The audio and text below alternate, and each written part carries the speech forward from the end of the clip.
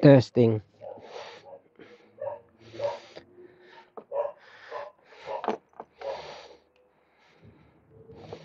Sibugoy, oh. Yan yung dating handle grip ng ng pinalitan na nasira na throttle. Ginawa niyang laruan. Ginawa niyang ball. Pag hinagis ko yan o sinipa ko, babalik niya yan sa akin.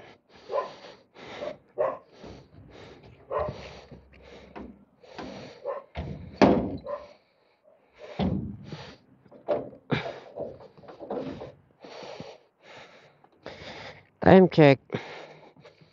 Oras na ba? Alas 4 na yata. 3:27.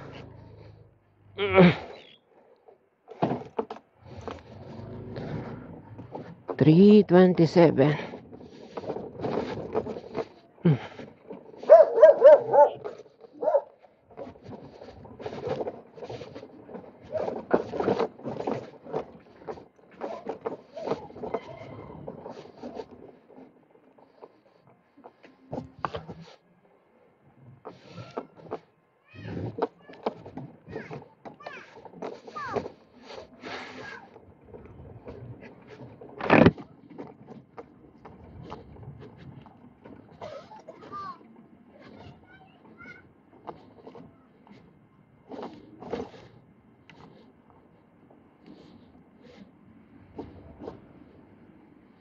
Parang nagloloko talaga yung tres na ito.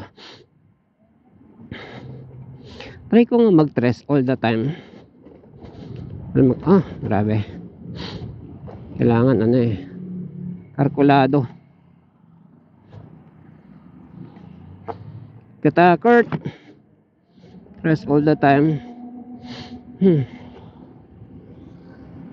Yan natin na. Kasi something wrong with tres glitchy, very glitchy. I don't know kung something to do with edit ni Paul, or yung dati niyang glitch talaga na pag hindi mo ginagamit glitchy na siya. Well, try natin yun. Dalawa kasi na bago yung programming tsaka yung switch. But actually tatlo, yung throttle. I don't know, I wouldn't say yung throttle has something to do with the glitch. Kasi ang throttle, whether gagana lang yan or hindi. So I would say dalawa lang. Make it 3. Yung pangatlo yung battery. Kasi yung battery bloated. Bloated ba? Hindi bloated Natanggal nga yung bloated Yung battery may bago. Among 21 batteries, 5 ba? 6 1, 2, 3, 4, 5, 6, 2, 1 6 yung bago. So 15 yung luma. Hindi naman super luma lang dahil, pero yung 15 doon na nalubog sa baha. So baka hindi kayang i-supply ng battery or something. That's one very small pero still a probability. So yeah, yan yung mga natin today. So long as ako lang mag-isa, medyo i-allow ko naman yun. Wag lang kasama si teacher. Pag si teacher kasi kasama ko, nagwi-whiplash siya. Natitingala yung helmet niya nabibigat. Ang bigat pa naman ng helmet para sa kanya. Kaya nga ako, pag yung nakatres ako, medyo yung nagli-lean forward ako for some reason. Parang yun ang instinct ko nagli-lean forward ako. Parang sort of kinokontra ko, wag umangat yung gulong sa harap or something. Ano yun? Ba't may wasak-wasak doon? Very dangerous talaga ang tres kasi you have to control it very well. Hindi pa ako nakadrive. Nakadrive na pala ako noon. Honda. Honda na ano tawag sa ganun, patrol car, patrol motorcycle, ganun, mga Honda. So touring siya, di ba, kung patrol, pang highway patrol. Hindi siya yung tawag nun yung race bike. Yeah, iba yung torque ng ano eh, ng race bike sa ano eh, sa touring, sa adventure, di ba? So yeah, so I wouldn't be able to compare. Ang masasabi lang sa akin ng kuya, ang masasabi lang ng kuya ko nung na-compare niya yung Honda 400 sa 400, 450, mga ganyan, sa 125, isang haba daw ng Primera. At sa mga marunong sa nagdadrive ng manual, yun yung first gear, yung Primera, ang haba daw.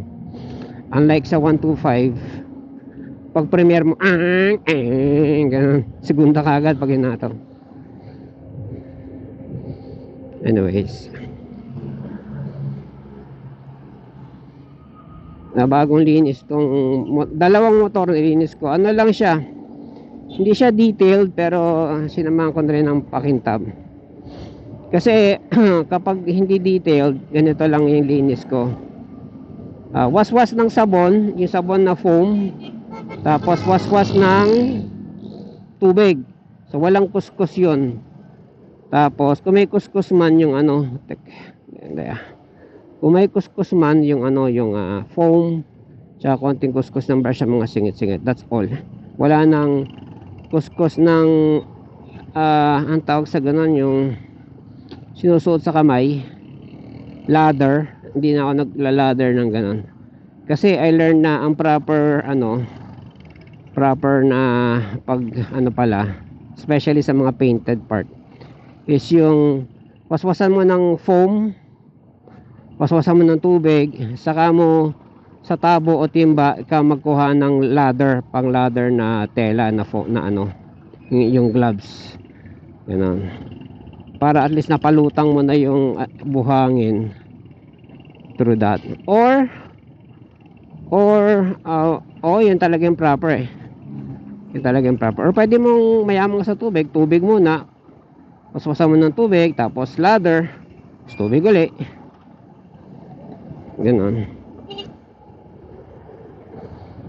Woo! Takot yun Oops. Yan, nakatres tayo the whole time. So malaman bakit glitchy yung tres eh. Well, I would say na that it has something to do with with some modification na ginawa ni Paul. Kasi nga sabi ko sa kanya, walang dulo.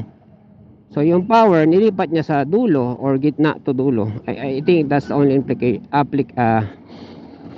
that's the only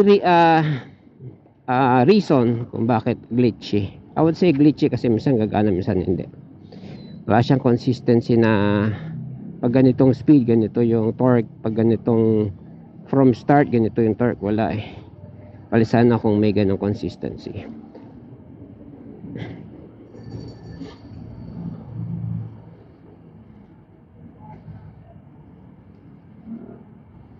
For the longest time naman nagamit ko to, lagi ako nakatres eh.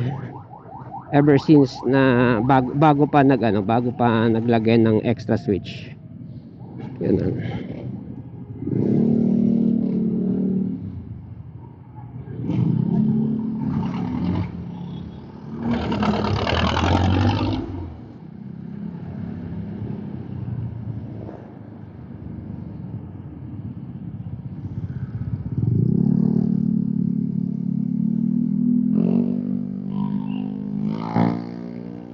Ang nadedelikaduhan lang ako sa kanya kasi before alam ko na malakas siya from unang pisa ng throttle. Pero ngayon kasi hindi na ganun ka consistent. Minsan malakas, minsan hindi, minsan parang dos lang ganyan. Pero pag yung kumapit siya, umaandar ka na, nakakatakot kasi baka nasa in between in between car ka or overtake ka or something, baka mag-overshoot ka, ganyan, nakatakot.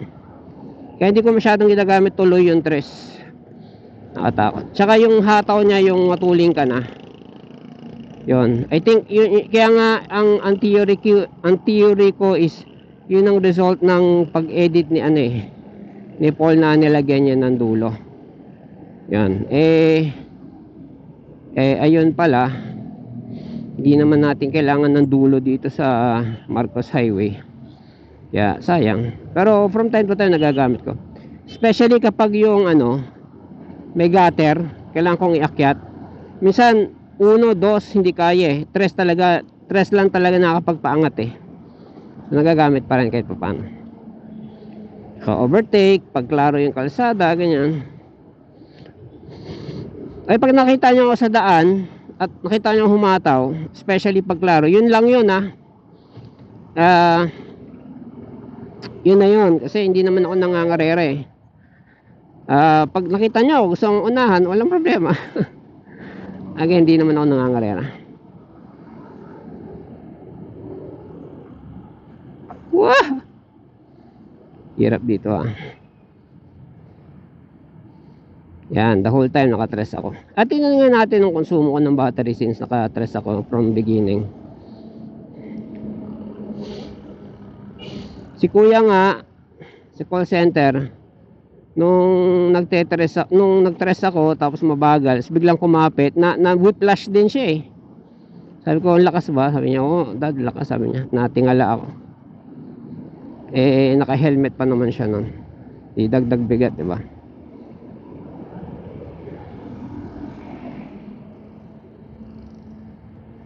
Alam saan ako overtake dito.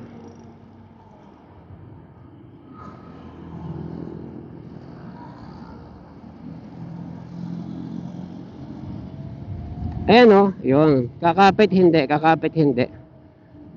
Unlike before, kapag yung tinres mo, kinalabit mo, isang kapitan lang. Yun ang isasabi kong glitch. Kaya I don't know. Nangyayaring ganong glitch before kapag nagdodos nga ako. Kaya experiment, let's see. Yan, hindi siya makapit, parang dos lang to. Parang dos lang yan Pero nakatres na ako. Could be the switch, I don't know.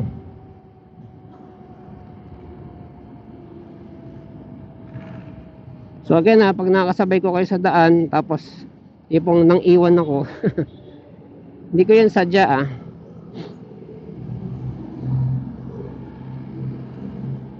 nangyayari lang yan pag yung talaga open. Yan. I don't mean to race or mang iwan, although masarap yun, di ba?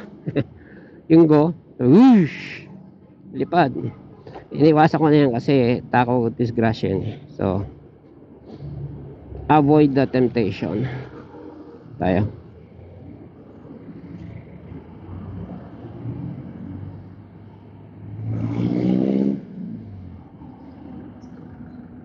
Lakas nga ng torque.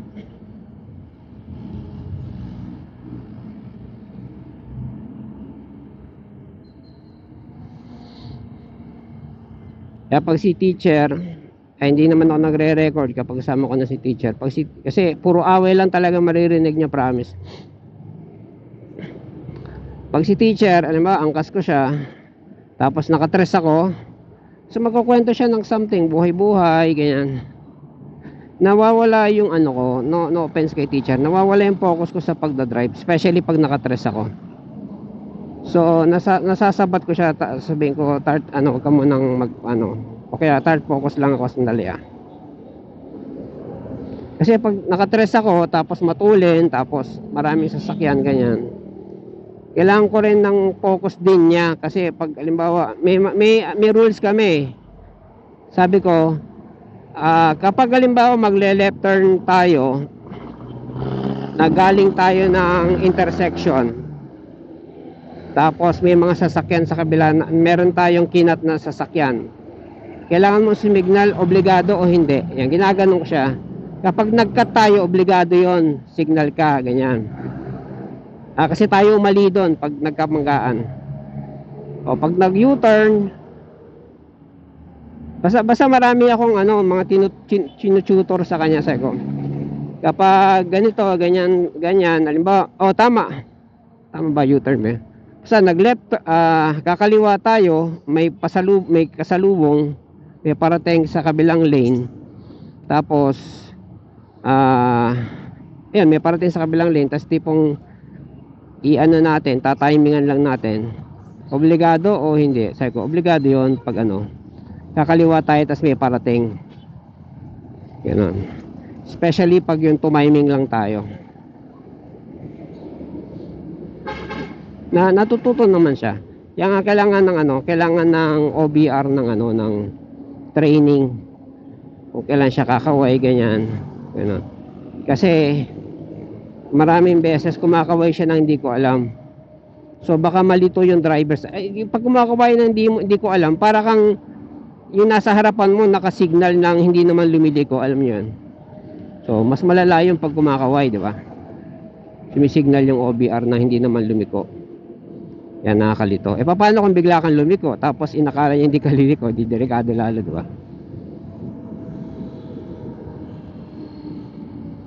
By the way, piniem ko tong ano, itong binilhan ko. Ang pangalan niya Lodge E-bike store, parang ganyan, sa Pasig, sa Quezon, dalawa yung branch niya.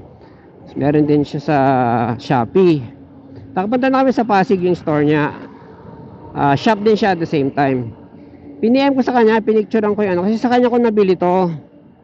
Ang nag-install lang si JP. Sabi ko, worried kasi ako dahil alam ko hindi naman common yung ganitong ano, ganitong caliper na preno sa likod. Worried ako, kaya pinicturean ko. So alam naman, I'm sure alam niya kasi nakita ko mga naka-display na ganitong klase sa shop niya.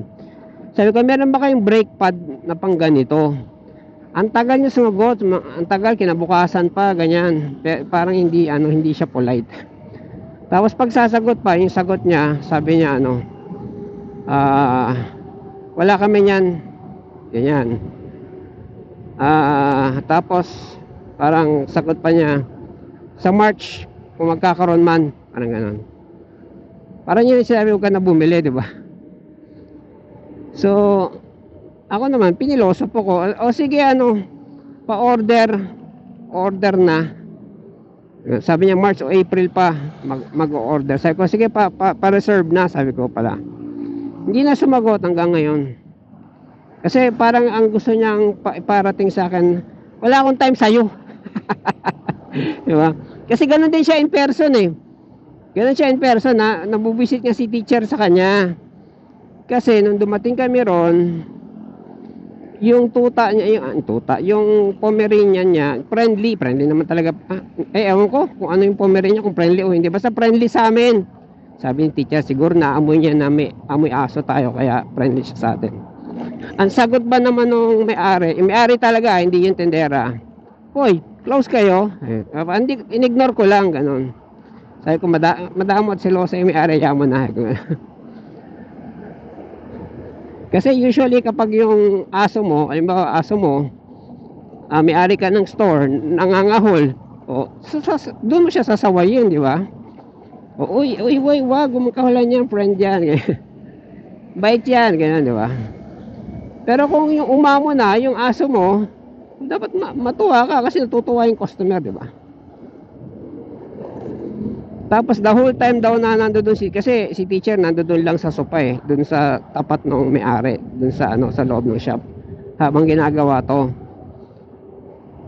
Hindi daw siya kinikibo, parang ayaw niya pahawak aso niya. Sabi ko, wow.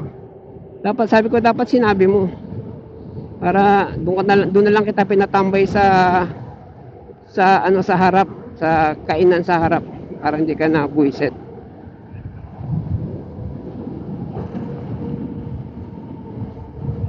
Sabi ko kasi, palibhasa, napakadalang ng mga e-bike store. Mabibilang mo lang sa daliri mong e-bike store. Dito sa NCR. Isa sa Caloocan. Actually, hindi ko nga alam kung saan yung sa Caloocan. Sabi lang sa akin yun Isa dyan sa Pasig. Isa dyan sa, Montalban. Yan. Yun lang yung mga e-bike store pag may alam pa kayo, sabihin niyo sa akin. Basta may mabibilang gantong pyesa na pang e-bike yung tipong O throttle ng pangkeso, meron sila ganyan. Tipong ano basta yung mga pang e-bike na yung ang tawag nito, yung ano ba yung ano nito, converter converter na pang 12 volts o fuse na pang 200 amperes na pang e-bike ganun. Basta merong piyesa na common na pang e-bike. Yan, hirap na ito, kakaliwa tayo. Na meron sila ganun, yung brake pad na pang e-bike, mga ganyan. Kasi ito kasi yung brake caliper ko pang big bike. Kaya siya medyo mahirap nga hanapin. Kaya nga ako nag-a-advance na ng order. Dahil mamaya mapudpud to. Wala akong mag-aantay pa ako ng 3 months. Biro mo March, April, 4 months, di ba? Konting konsiderasyon naman, sa'yo naman siya binili. Di ba? Para bang nakakaistorbo, mahal na may-ari ng shop, mawalang galang nga po, maari po bang maistorbo kayo ng 1 minuto na inyong panahon? Kasi mangyari lang po na kami po ay gusto pong bumili, ay pasensya na po bibili lang po kami sa inyo kasi sa inyo, diba? Parang gano'n yung gusto niyang attitude mo na lalapit sa kanya Tapos titingala siya habang nagpapaypay. Wala akong panahon. Sa ibang araw ka na bumalik. Parang gano'n mga basta gano'n attitude niya. Anyways, ang plano ko, pipicturean ko to. Bahala na si Batman. Tapos tinan ko sa Shopee, tinan ko sa YouTube, sa online, sa iba, baka malay natin may iba. Diba pwede yun pang search? Picturean mo, accessories for Brembo radial caliper, ganyan.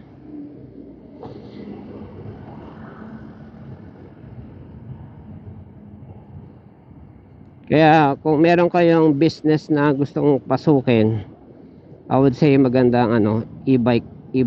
Kung gusto mong konti ang competition, e-bike. Yung pwesto tsaka yung success, well, depende na yan sa'yo. Pero when it comes to lesser competition, yun, e-bike shop.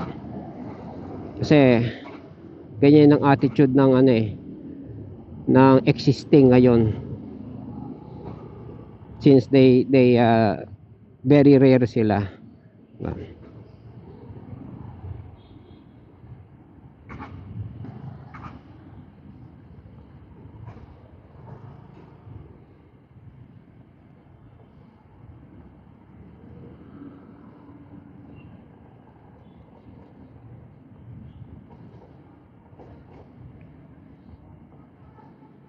Now, speaking of attitude bilang may-ari, nung pumunta kami sa kilometer 90 at nandoon na rin lang kami. Hindi, actually ganito, si teacher nakapanood ng vlog.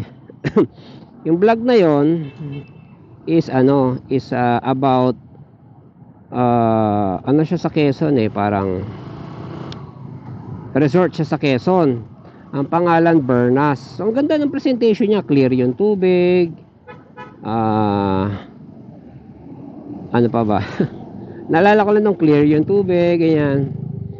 Hindi naman siya white beach, white sand. Pero sobrang ganda ng presentation ng vlogger, okay? Tsaka ang dami view ng vlogger, daming like ng vlogger, daming comment, lahat. So nainganyo si teacher, sabi niya punta tayo dito, yan. So anyways, nung papunta naman kasi doon, dadaan ng kilometer 90. So dumaan kami, na kami sa kilometer 90, na kami ng picture, tagal namin doon. So nakarating kami doon sa shop, doon sa store, sa resort. Kinausap kagad si teacher. Nagkwentuhan sila as if siya lang yung customer, as if kami lang yung guest.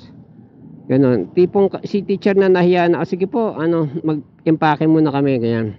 Mag-unpack muna kami. Sige ma'am, kayo dyan? Tawag na ito.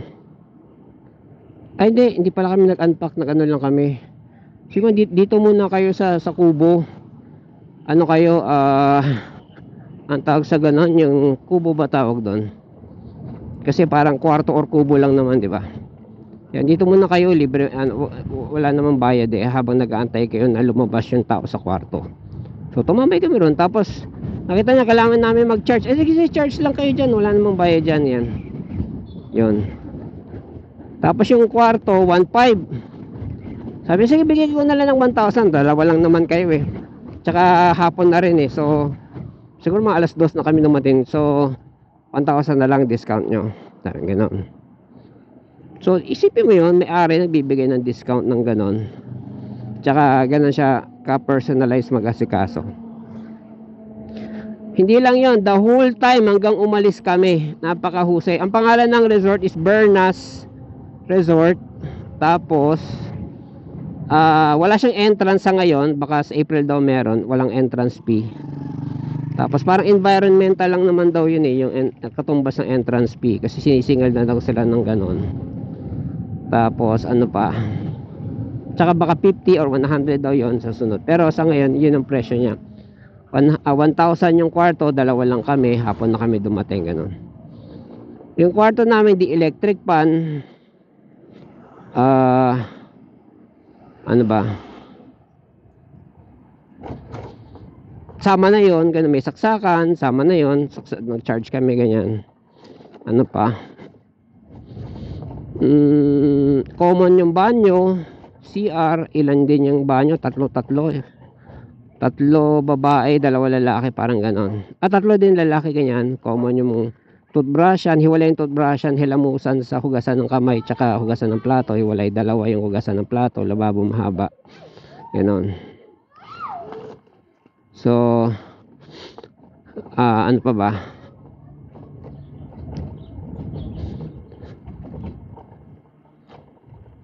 ayun, basta the whole time na ano, tulad nun, si teacher, so yung mismong cottage namin, mayroong sariling lamesa at mahabang upuan sa labas, sa labas ng pinto ng cottage na may bubong, okay?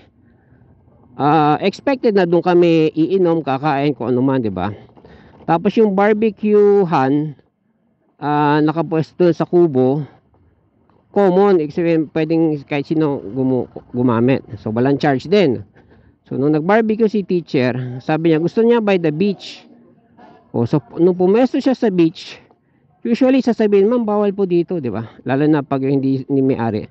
Ang ginawa, binigyan kami ng table, binigyan kami ng upuan, binigyan kami ng karton pamaypay, karton panglingas, binigyan kami ng plato pamaypay, binigyan kami ng plato pang lagayan ng inihaw na.